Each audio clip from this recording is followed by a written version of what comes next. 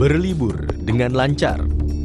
Berlibur dengan lancar adalah harapan para wisatawan selama libur Natal 2023 dan Tahun Baru 2024. Hal itu karena banyaknya mobil pribadi bergerak di jalan-jalan.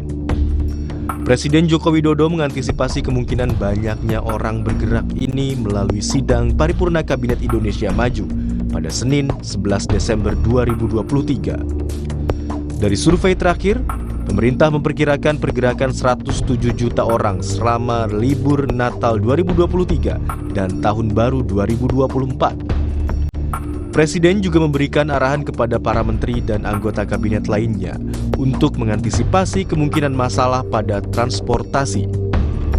Data survei yang dimaksud adalah hasil survei daring Badan Kebijakan Transportasi atau BKT yang rinciannya kembali dikutip Harian Kompas edisi Rabu, 20 Desember 2023.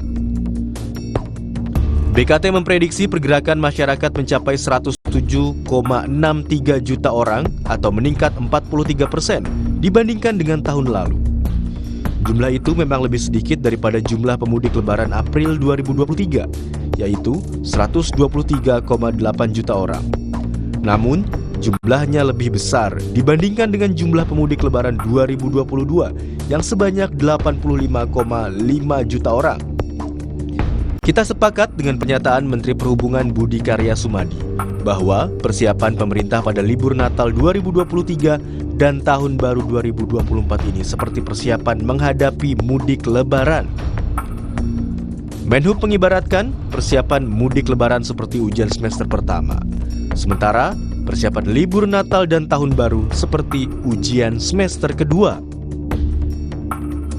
Seperti disampaikan Menhub, pergerakan orang selama libur Natal dan Tahun Baru didominasi warga yang berwisata. Masih berdasarkan hasil survei daring BKT, dari 107,63 juta orang yang bergerak, mobil pribadi yang menjadi moda transportasi favorit sebesar 35,6%. Diikuti sepeda motor 17,9%.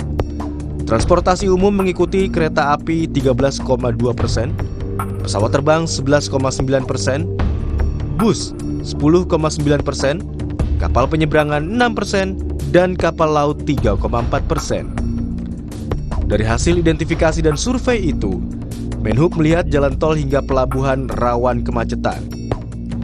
Kesiapan jalan tol Trans Jawa dari Jakarta hingga Jawa Timur, juga jalan tol Jakarta Merak telah diantisipasi pemerintah.